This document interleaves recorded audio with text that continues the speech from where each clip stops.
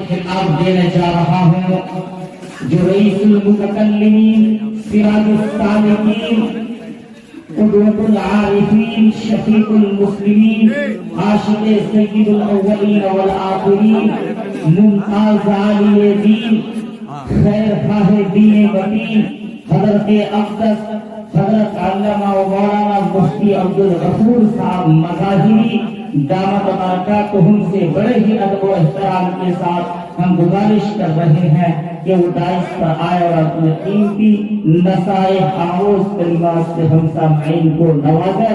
حضرت کا استقبال ان دو مصروں میں کرنا چاہتا ہوں کہ اہل محفل دیر سے منتظر ہے اے عالی وقار، اہل محفل دیر سے منتظر ہے اے عالی وقار، آپ کے پندو نصائح کا ہے انتظار۔ حضرت مولانا مفتی عبدالغفور صاحب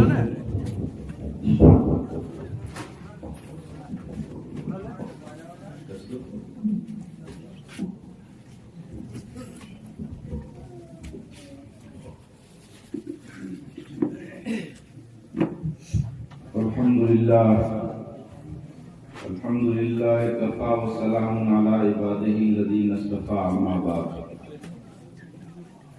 قال النبی صلی اللہ علیہ وسلم اکرموا اولادکم وادبوا کما قال علیہ الصلوۃ والسلام۔ سارے دروں کو چھوڑ کر ایک در پہ پڑھ کے دیکھ، سارے دروں کو چھوڑ کر ایک در پہ پڑھ کے دیکھ، پانی ضرور نکلے گا ایڑی رگڑ کے دیکھ، تجھ کو مٹا سکے گا نہ کوئی بھی طاقت ہے، پاگل ذرا حضور کا دامن پکڑ کے دیکھ۔ حضرات، میں سب سے پہلے مبارکباد دیتا ہوں آپ حضرات کو کہ رات کے اس حصے میں جبکہ ایک نیند نہیں کئی نیند پوری ہو چکی ہوتی، آپ زندہ بیٹھے ہیں، سلامت بیٹھے ہیں، پورے جوش و خروش کے ساتھ بیٹھے ہیں۔ اللہ آپ کے اس جذبے کو سلامت رکھے۔ دوستو، یہی اس زندہ قوم کی مثال ہے، جب جیسی ضرورت پڑتی ہے تب وہ ایسے کام کے لیے تیار رہتی ہے۔ یہ قوم کی زندہ مثالی ہے۔ میں مبارکباد دینا چاہتا ہوں سب سے پہلے آپ کو، اور اس کے بعد میں مبارکباد دیتا ہوں کمیٹی کے اس نوجوان کو جو چند لوگوں پر مشتمل نوجوانوں نے اتنا بڑا عظیم الشان اجلاس منعقد کرنے کا فیصلہ کیا، اور اپنے محلے میں نہیں بلکہ پورے ضلع میں ایک انقلاب لانے کی کوشش کی۔ اللہ تبارک و تعالیٰ ان کے اس محنت کو قبول فرمائے، پروردگار ان کے اس جذبے کو سلامت رکھے۔ اور بڑی خوشی اس بات کی ہوئی کہ انہوں نے مجھ سے یہ بھی کہا کہ اس طرح کا پروگرام میں ہر سال کرنے کا ارادہ رکھتا ہوں۔ ظاہر سی بات ہے، یہی وہ ارادہ ہے جس ارادے پر اللہ ابھی سے ثواب دینا شروع فرما دیتا ہے۔ یہ بڑی اچھی بات ہے۔ میں ان کے اس جذبے کو سلام کرتا ہوں، اور آپ سب سے درخواست کرتا ہوں کہ آپ بھی ان کے اس جذبے کا ساتھ دیں۔ جب ضرورت پڑے تو اس طرح کے اجلاس کو منعقد کر کے آپ اپنے لیے ذریعے آخرت پیدا کر سکتے ہیں۔ دوستو، وقت زیادہ نہیں ہے کہ آپ کے پاس کوئی لمبی گفتگو ہو سکے۔ ایک دو بات کہہ کر میں اپنی بات ختم کر دوں گا۔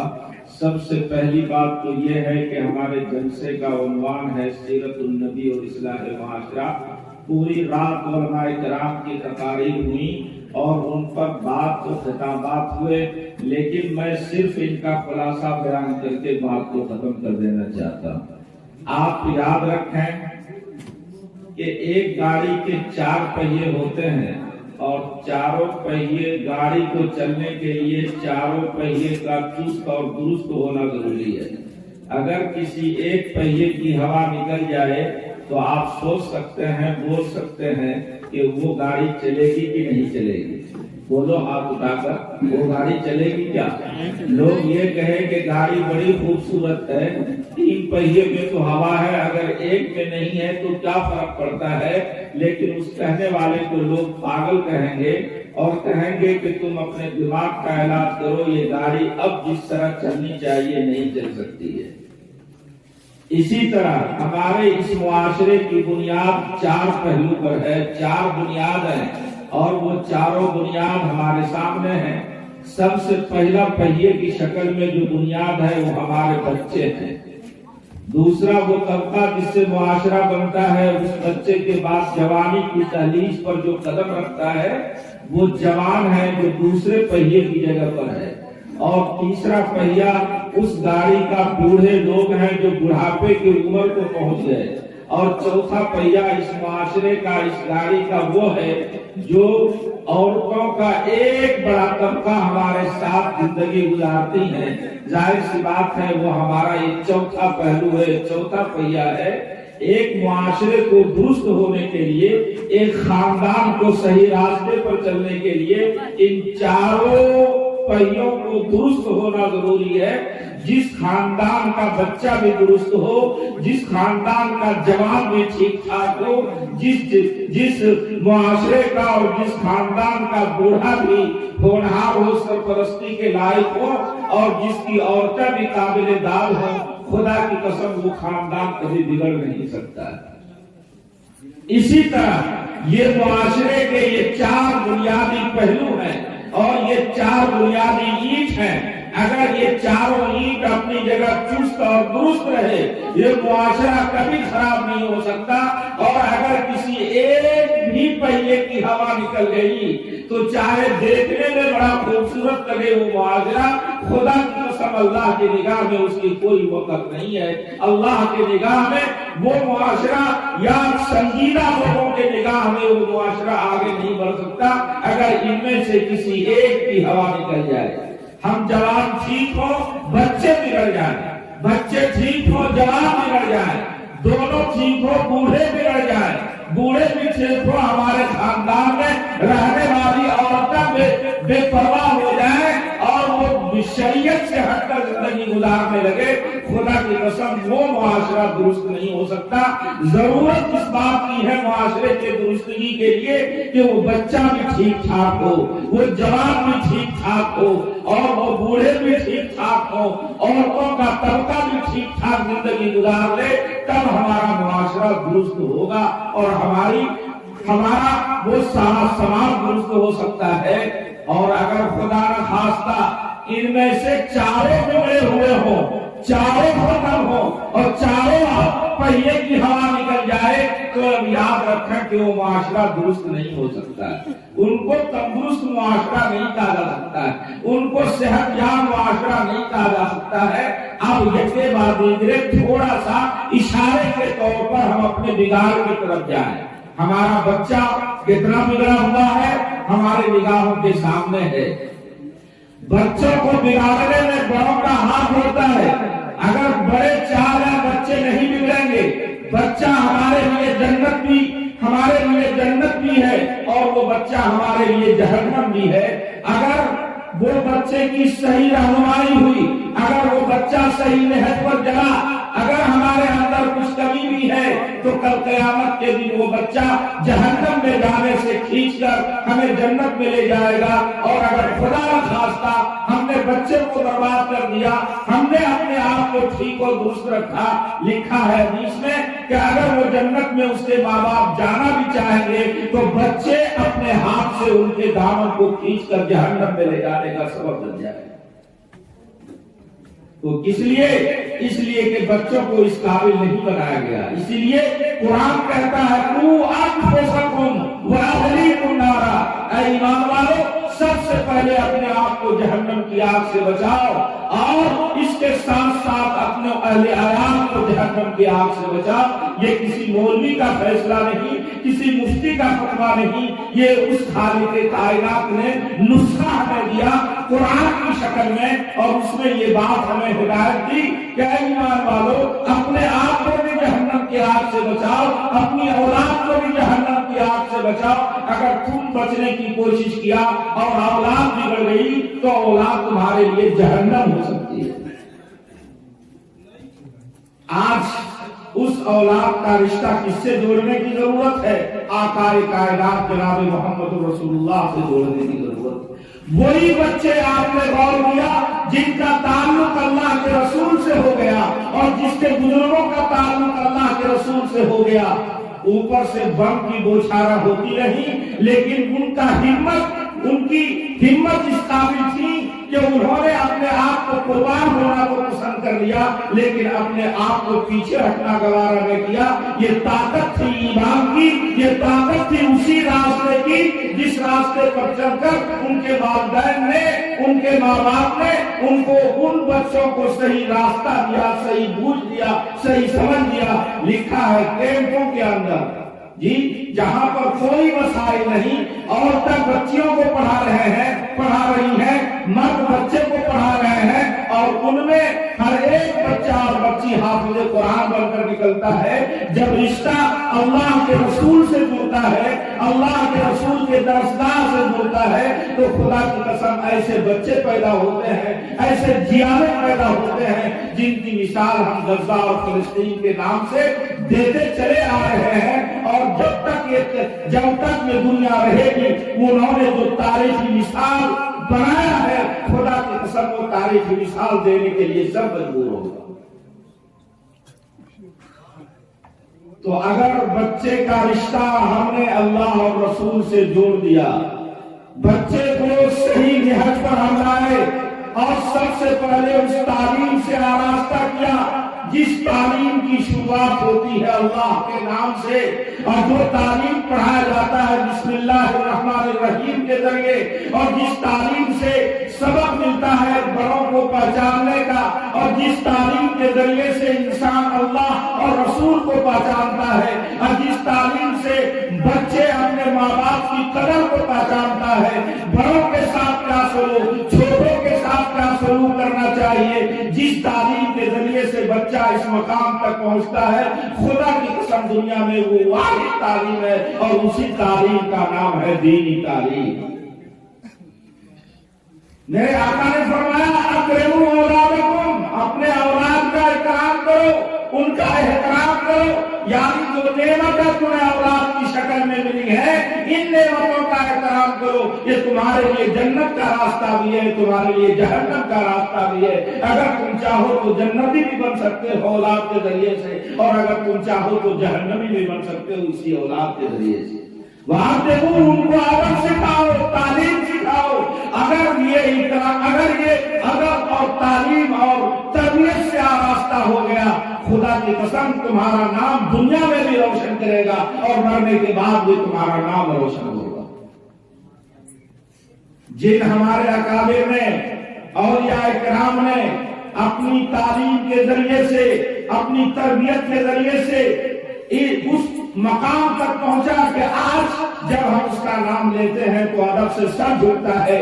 उनके माँ बाप का, वो अपने माँ बाप के नजात का जरिया बना है, तो सिर्फ तालीम और तरबियत की बुनियाद पर, अल्लाह और रसूल से मोहब्बत की बुनियाद पर, अपने आप को नीचे गिराकर अपने समाज को ऊपर उठाने की बुनियाद पर वो आगे बढ़े। और आज जब उनका नाम लिया जाता है तो हम अदब से अपने सर को झुका देते हैं। तो दोस्तों, इसी बुनियाद पर तो शायर ने कहा, अदब ही से इंसान है, अदब जो न सीखे वो हैवान है। ये कहाँ आएगी? ये तालीम मदरसों के जरिए से, ये तालीम दीनी मकातिब के जरिए से, ये तालीम उलमा की सोहबत में बैठकर, ये तालीम और तरबियत हम मोहब्बत के निगाह से अपने बड़ों को देखने के जरिए से जब ये तालीम अपने अंदर हासिल करेंगे तो खुदा की कसम हमारे अंदर इख्तिलाफ पैदा हो जाएगा। आज थोड़े से लालच में हम दीनी तालीम से बच्चों को हटाकर दुनियावी तालीम में लगा दिया और इतना आगे बढ़ाया कि वो पैसा बनाने और छापने की मशीन तो हो गई, लेकिन वो अपने माँ बाप के लिए, आखिरत के लिए कुछ नहीं कर सकता। इसलिए दोस्तों, सोचने की जरूरत है कि जिस बच्चे के कंधे पर कल मुस्तकबिल का बोझ आने वाला है, कल हमारे समाज का बोझ उनके कंधे पर आने वाला है और वो हमारे लिए आंखों का तारा बनने वाला है और हमारे लिए वो बड़ा काम करने वाला है, हम اس بنیادی اینٹ کو درست رکھیں گے تو کامیاب ہوں گے۔ شاعر کہتا ہے خشت اول چونے حد میں مار کر تا سریا می روت دیوار کر، اگر پہلی اینٹ اور بنیاد معمار اور مستری نے غلط رکھ دیا تو آسمان تک بھی اگر وہ دیوار چلی جائے گی تو ٹیڑھی ہی جائے گی، اور اگر درست بنیاد کو رکھ دیا تو تھوڑے دور بھی جائے تو درست جائے گی، اور دیکھنے والے اچھا کریں گے کہ مکان کتنا اچھا ہے۔ وہ پہلی اینٹ ہمارے بچے ہیں، اس بچے کو ہمیں حدیث کہتی ہے بچے کو قدر کرنے کی ہدایت دیتی ہے، اور قدر کا مطلب یہ نہیں کہ ان کو کھلاؤ پلاؤ محبت کے نگاہ سے دیکھو، نہیں، ان کا مطلب یہ ہوا کہ جہاں جیسی ضرورت ہے ویسا ان سے کام لیا جائے۔ اگر بچے کو محبت میں بگاڑ دیا جائے، ان کے ہاتھوں میں وہ دن اور رات کیا کر رہا ہے، ان کے ہاتھ میں موبائل سے وہ کس خدمت کو انجام دے رہا ہے، اگر ان کو محبت میں چھوڑ دیا جائے تو خدا کی قسم وہ بچے کل مستقبل کے معمار نہیں ہو سکتے۔ تو اپنے بچوں کو بھی دیکھنے کی ضرورت ہے۔ دوسرا سب سے بڑا طبقہ نوجوانوں کا ہے۔ آج ایک چند نوجوان نے چاہا تو اتنا بڑا جلسہ کر لیا۔ ہم نے چند نوجوان کو دیکھا، ایک بستی میں 4 نوجوان کھڑے ہوتے ہیں، 5 نوجوان کھڑے ہوتے ہیں، اور انہوں نے ارادہ کر لیا کہ اپنے گاؤں میں شادی اور بیاہ میں ہم بینڈ باجا اور بارات کے ساتھ غلط خرافات نہیں ہونے دیں گے۔ سارا گاؤں ایک طرف، وہ 4 نوجوان اپنی ہمت کے بنیاد پر کامیاب ہو گیا، اور وہ اپنے اس ارادے میں کامیاب ہو گیا، کسی کی مجال نہیں ہوئی ان کے سامنے ٹک سکے۔ جب حق کے لیے انسان جرا کرتا ہے تو اللہ کی مدد ان کے ساتھ شامل ہوتی ہے۔ ہمارے آقا جناب محمد رسول اللہ صلی اللہ علیہ وسلم نے جوانوں کو پسند کیا، فرمایا ان کے بازو کی طاقت اسلام کے لیے اگر استعمال ہو تو معمولی نہ سمجھو، جو بازو اللہ اور دین کے لیے کھڑا ہوتا ہے اللہ تبارک و تعالیٰ قیامت کے دن عرش کے سائے میں اس کو جگہ دے گا، اور جس دن کے اللہ کے عرش کے سائے کے علاوہ کوئی سایہ نہیں، اس دن اس نوجوان کا بھی ذکر ہے جس کا اٹھان اللہ کی عبادت میں ہوئی ہو۔ فرمایا کہ سب سے بہتر عبادت مجھے بوڑھوں کی نہیں لگتی، مجھے اور کسی کی نہیں لگتی، سب سے بہتر عبادت جو اللہ کو پسند ہے، فرمایا نوجوانوں کی عبادت پسند ہے۔ آپ کیا سمجھتے ہیں کہ نوجوان صحت کے اعتبار سے ٹھیک، طاقت کے اعتبار سے ٹھیک، حالات کے اعتبار سے ٹھیک، اب ہم جو چاہے کریں، خدا کی قسم اللہ کے رسول کی کا سبب ایسا نہیں، وہ سبب اس بات کا دیتا ہے اگر اللہ نے اٹھا دیا، اللہ نے طاقت دی، اللہ نے جوانی دی، تو اس طاقت اور جوانی کو اللہ کے کام میں لگا، سماج کے سدھار میں لگا۔ اگر تم نے لگا دیا تو خدا کی قسم دنیا اور آخرت دونوں سمجھ جائے گی۔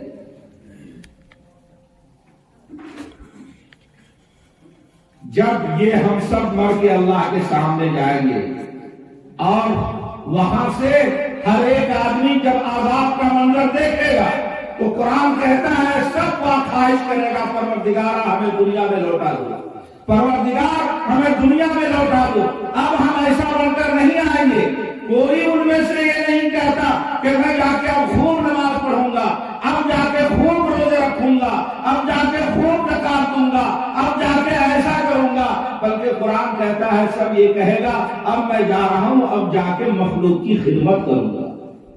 ہائے ہائے، اب جا کر ہم غریب کے کام آئیں گے، ہم بھوکوں کو کھانا کھلائیں گے، اب جا کر ہم وہ کام کریں گے جس سے ایک دوسرے کا دل خوش ہو۔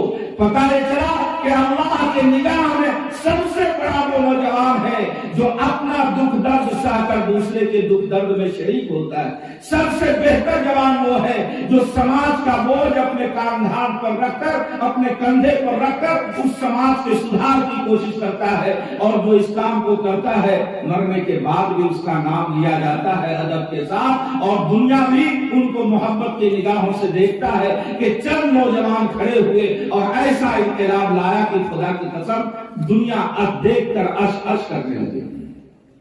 یہ اصلاح معاشرہ صرف بینر چپکانے کا نام نہیں ہے، نوجوان جو تیار ہوئے اور اتنا بڑا جلسہ منعقد کیا، اس اسٹیج سے پیغام دیا جاتا ہے آپ کمیٹی بنا لیجیے، یہ چند لوگ جوانوں کی کمیٹی بنیے اور بن کر کے آپ سدھار کے لیے کوشش کیجیے، ہر ایسی چیز جو برائی سے تعلق رکھتی ہے ان کو روکیے۔ قرآن حدیث میں کہا گیا اگر اللہ نے تمہیں طاقت دی ہے تو ہاتھ سے روکو، اگر ہاتھ چلانے کی روکنے کی طاقت نہیں تو زبان سے روکو، اگر زبان بھی تمہارے قابل نہیں ہے کہ تم روک سکو تو کم سے کم اپنے دل میں اس کو برا سمجھو، ایسا نہ ہو کہ دل کے اندر تو تم اس سے محبت رکھتے ہو، فرمایا اس دل کے اندر اس کو برا سمجھنا ہاذا اضعف الایمان، ایمان کا سب سے کمزور درجہ ہے۔ غور فرمائیں ہمارا ایمان کہاں جا رہا ہے؟ طاقت رہتے ہوئے ہم اپنے لڑکے اور لڑکی کو برائی سے نہیں روک سکتے، ہاتھ کا استعمال نہیں، زبان کا استعمال نہیں، خدا جانے دل کا حال کیا ہے۔ سماج میں برائی ہو، اگر ہم اس مٹھی کو کھول لیں تو کوئی کام نہیں کر سکتے، اور اگر اسی مٹھی کو باندھ لیں تو ہم ہر وہ کام کر سکتے ہیں جس سے کہ دشمن کا مقابلہ ہو سکے۔ فرمایا کہ تم چار جوان الگ الگ فکر و سوچ کا نہ ہو، ایک فکر و سوچ کے ساتھ اٹھو اور کمیٹی بنا کر سماج سدھار کی کوشش کرو۔ یہ چند رات کا اور چند پیسوں کا یہ جلسہ، اس سے بڑا کارگر یہ ہوگا کہ انسان کمیٹی بنا کر اپنی طاقت کا استعمال کرے، خدا کی قسم وہ محلہ سدھر جائے گا، وہ خاندان سدھر جائے گا، وہ پورا سماج سدھر جائے گا۔ اس لیے اس اسٹیج سے پیغام دیا جاتا ہے اگر آپ نے اتنا بڑا کام کیا ہے تو ہمت کر کے اس کام کو کر کے دکھائیے۔ یہ دوسرا طبقہ جو جوانوں کا طبقہ ہے۔ تیسرا طبقہ ہمارے سامنے بوڑھوں کا طبقہ ہے جو پیر کمر میں لٹکا چکے ہیں۔ یہ سدھار، ان کی سدھار یہ ہے کہ کم سے کم یہ جوانوں کی سرپرستی کریں، یہ بتائیں کہ فلاں جگہ غلط ہو رہا ہے، ہمارے ہاتھ اور زبان میں تو طاقت نہیں، ہم تمہاری سرپرستی کے لیے تیار ہیں، تم آگے بڑھو، ہم تمہارے ساتھ ہیں۔ اگر اتنا بھی اس کے اندر جذبہ ہو جائے تو خدا کی قسم وہ سماج نہیں بدل سکتا ہے۔ لیکن افسوس ہمارا وہ پہیا، ہماری وہ بنیاد کی اینٹ جو بوڑھوں کی شکل میں ہے، یہ کم بگڑا ہوا نہیں ہے۔ جہاں بیٹھے وہیں پر ایک دوسرے کی باتیں، شکوہ شکایت جی، اور ایک دوسرے کو ایسی سازش، ایسا سکھاؤ، ایک دوسرے کی ایسی پڑھائی جو آپس میں ملے گا کیا، آپس میں لڑائی کی نوبت آ جاتی ہے۔ فرمایا گیا کہ ایسے بوڑھوں پر اللہ کی لعنت ہوتی ہے جو کہ ایک دوسرے کو صلح کرانے کے بجائے ایک دوسرے کو توڑنے کی کوشش کرے۔ تو ہمارا وہ طبقہ جو بوڑھوں کا طبقہ ہے، ہمارے سر اور آنکھوں کا تاج ہے، اور ان کے لیے ضروری ہے کہ وہ جوانوں کی سرپرستی کریں۔ اگر یہ سرپرستی قبول کر لے تو خدا کی قسم انقلاب آ جائے۔ تو ہمارا وہ طبقہ بھی آج کے اس دور میں کم بہتا ہوا نہیں ہے۔ اور چوتھا طبقہ جو آج دنیا طلب کر رہی ہے، اور اس طبقہ کا نام ہے ہماری ماں اور بہن، خواتین کا طبقہ۔ فرمایا یہ طبقہ اتنا سمجھدار ہونی چاہیے، اتنی صلاحیت ہونی چاہیے کہ بچہ کبھی درست نہیں ہو سکتا، اگر وہ گود سدھر جائے تو خدا کی قسم اس سے بچہ اچھا نہیں ہو سکتا۔ اس لیے فرمایا ماں کی گود جو سب سے پہلی درسگاہ ہے، اس عورت کے طبقے کو کتنا سدھار ہونا چاہیے۔ ایک بچہ پیدا ہوتا ہے، تاریخ بتاتی ہے، اور تاریخ میں ان کا نام روشن ہے۔ بچہ پیدا ہوا، دودھ نہیں پی رہا ہے، حلق خشک ہو رہا ہے، روتا جا رہا ہے، ان کے ماں باپ نے ان کے بزرگ دادا کو یا نانا کو وہ بچہ پیش کرتا ہے اور کہتا ہے ذرا بند کر دیے، بچہ دودھ نہیں پی رہا ہے، صبح سے اب تک دودھ نہیں پیا۔ حضرت نے گود میں لیا اپنے پوتے یا نواسے کو اور لے کر کے بہت دیر تک اس کا چہرہ دیکھا، اور چہرہ دیکھنے کے بعد کہا الحمدللہ، سبحان اللہ۔ اب ظاہر سی بات ہے جو ان کی ماں، ان کے باپ تھے، ان کے تیور بدلے ہوئے چہرے کے کہ میں نے دم کرنے کے لیے دیا، بچہ حلق خشک ہوتا جا رہا ہے، کہیں ایسا نہ ہو کہ ہمارا ساتھ چھوڑ دے، اور اس پر یہ کہہ رہے ہیں سبحان اللہ، اس پر یہ کہہ رہے ہیں الحمدللہ۔ یہ الحمدللہ سبحان اللہ کہنے کا وقت ہے۔ टोक दिया कि अब्बा जान आप ये क्या कर रहे हैं। उन्होंने कहा कि जो मेरी निगाह देख रही हो तुम्हारी निगाह नहीं देख रही, जो मेरी निगाह देख रही हो तुम्हारी निगाह नहीं देख रही है। कहा क्या? कहा ये रमजान का महीना है, ये बच्चा जब तक अफ्तार का वक्त नहीं होगा दूध का एक घोट नहीं ले सकता। रमजान का महीना है, जब तक अफ्तार का वक्त नहीं होगा ये बच्चा दूध का एक घोट नहीं लेगा। चुनांचे सब इंतजार में है। उधर मस्जिद में अज़ान दी, सबने अफ्तार किया, बच्चा कटाकर दूध पीना शुरू कर दिया। जानते हो उस बच्चे का क्या नाम है? तारीख में उसी बच्चे को सैयदना अब्दुल कादिर जिलानी रहमतुल्लाह अलैह कहते हैं। उसी बच्चे का नाम है। तारीख पेश करते हैं। क्यों? जब शादी का वक्त आया था, इसकी माँ का क्या, इसके बाप का क्या हाल था? एक जुर्म किया था थोड़ा सा, एक स्टेज खा लिया था बगैर इजाजत के, और उसको बख्शवाने के लिए, उसको माफ कराने के लिए 10 साल तक बाग वाले की खिदमत की। और जब 10 साल पूरे हो गए तो कहा एक शर्त है कि मेरी बेटी से तुमको शादी करना होगा। कहा एक शर्त तो पूरी, मैं वो शर्त पूरी करने के लिए तैयार हूं, लेकिन मेरा ये जुर्म माफ कर दिया जाए। कहा माफ कर दूंगा, लेकिन सुनो वो लड़की कैसी है? वो लड़की हाथ से लूली है, पैर से लंगड़ी है, आंख से अंधी है, मुंह से गूंगी है। तुमको ऐसी लड़की से शादी करनी हो। एक शेख बेला इजाजत खाने के जुर्म में 10 साल सजा काट चुका है। अब ये आखिरी शर्त है, उन्हें कबूल करने के लिए तैयार है। शादी हो गई। जब अपने बीवी को देखा तो बिल्कुल उसका उल्टा है। हाथ भी अच्छा है, पैर भी अच्छा है, आंख भी अंधी नहीं है, ठीक है, और चांद का टुकड़ा चेहरा है, बोलती भी है। फौरन वहां से उठकर अपने खुसर के पास गए और कहा कि आप दूसरा जुर्म में फंसाने की कोशिश कर रहे हैं। आपने जितना कहा था वो इतना तो नहीं, बिल्कुल उसका उल्टा है। कहा बेटा मैं इसीलिए कहा था, मैं दुनिया के एतबार से नहीं आखिरत के एतबार से कहा था। मैंने कहा था आंख से अंधी, आज तक वो लड़की किसी और को गैर महरम को नहीं देखा। मैंने कहा था कि मुंह से गूंगी है, इसलिए कि आज तक कोई शरीयत के खिलाफ जुमला उसके जुबान से नहीं निकला है। और मैंने कहा पैर से लुंगड़ी, आज तक वो घर से बाहर किसी के तरफ उठाकर पैर नहीं चली है, और किसी के तरफ हाथ से लूली, यानी किसी के तरफ हाथ गलत चीजों के तरफ हाथ नहीं गया है। जब ऐसी लड़की होती है तो अल्लाह सैयदना अब्दुल कादिर जैसी जिलानी बच्चा उसके गोद में पैदा करता है।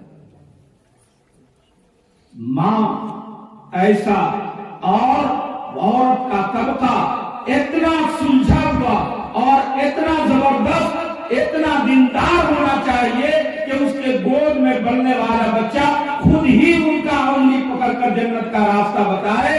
ये तबका इतना मजबूत होना चाहिए। आज बिगाड़ औरतों में अपने मुआशरे में कम नहीं आया। ये अपनी जगह रहकर इतनी कमी इसके अंदर पाई जाती है कि आज उंगली उठाने पर अपने ही नहीं गैर भी उंगली उठाने पर मजबूर है कि ये मुसलमान की लड़कियां और मुसलमान की औरतें गैर भी उंगली उठा रही हैं। कहां गई हमारी गैरत और कहां गया हमारा जज्बा जो औरतों के साथ होना चाहिए या औरतों को जिस काबिल होना चाहिए। तो मैंने ये आपसे अर्ज किया, ये चारों तबके मुआशरे के इस्लाह के लिए चुस्त और दुरुस्त होना जरूरी है। अगर इनमें से कोई एक तबका भी कमजोर है तो इस्लाह मुआशरा के मिशन में हम कमजोर रहेंगे। उनको दुरुस्त करने के लिए एक पहिए को पंक्चर होने की जरूरत, अगर एक पहिया भी पंक्चर नहीं होना चाहिए और खुदा न खास्ता चारों पहिया पंक्चर हो तो उस कौम का हाल क्या होगा। सोचो मुसलमानों, गौर करो, आज हम उस हालात से जूझ रहे हैं कि नहीं जूझ रहे, और हालात की वजह से इसी बुनियाद पर हमारे अकाबिर ने कहा कि इंसान की फितरत, इंसान की आदतें इंसान के खानदान का पता देता है कि ये कैसी आदत का आदमी है, ये कैसी फितरत का आदमी है। जब ऐसा होगा तो इसका खानदान ऐसा जरूर होगा। मैं एक मिसाल के तौर पर इस हकीकत को समझाकर मैं बात को खत्म कर रहा हूं। फरमाया गया एक सियासी आदमी, सियासी अरबी में कहा जाता है उस आदमी को जो मामला फहम हो, बहुत ही सूझबूझ वाला हो, बहुत ही मामले को समझने वाला हो, अंदर की बातों को जानने वाला हो, उनको कहा जाता है सियासी आदमी। अरबी में उसको सियासी कहा जाता है। कहा एक सियासी आदमी हालात से मजबूर एक बादशाह के यहाँ गया और उसने मुलाजमत तलब की, मुलाजमत उसे मिल गई। कहा आप जैसे आदमी की तो जरूरत है, लेकिन अभी उस जैसा आदमी हमारे पास मौजूद है। आप ऐसा कीजिए कि मेरे घोड़े का जो अस्तबल है आप उसका इंचार्ज बन जाइए। चुनांचे उस आदमी को घोड़े का उस इंचार्ज बना देगा अस्तबल का। और चंद दिनों के बाद वो पूछता है कि भाई मेरा सबसे अजीज घोड़ा, मेरा सबसे प्यारा घोड़ा, उनके बारे में आप बतलाइए जिसको मैं सबसे ज्यादा चाहता हूं। आया वो घोड़ा असली है कि नकली है? असली होने का मतलब ये होता है खानदान उसका बहुत उम्दा है या दरमियान में उसका खानदान कट गया। जिस तरह इंसानों में खानदान चलता है इसी तरह घोड़ों में, अरबी उन नस्ल घोड़ों में वो नस्ल चला करती थी। तो वही पूछा कि ये घोड़ा नस्ली है या नकली है? बादशाह ने पूछा, उस आदमी गौर से सुना, उस आदमी ने जवाब दिया कि भाई आपका घोड़ा ये असली नहीं, ये अगर जान की अमान हो तो बोलूं। जब ये घोड़ा का बच्चा पैदा हुआ उसी वक्त उसकी मां मर गई और इसने जो है, हमने इस घोड़े के बच्चे की परवरिश किया था गाय के दूध से, और उस गाय के दूध के पीने की वजह से बाकी सब कुछ ठीक है। बस इतनी सी हुई कि उसकी परवरिश गाय के दूध से। चुनांचे रिश्ता नस्ली होने का कट गया। अब वो आदमी से पूछ रहा है कि तुमने ये कैसे समझा कि इसके अंदर ये ऐब है?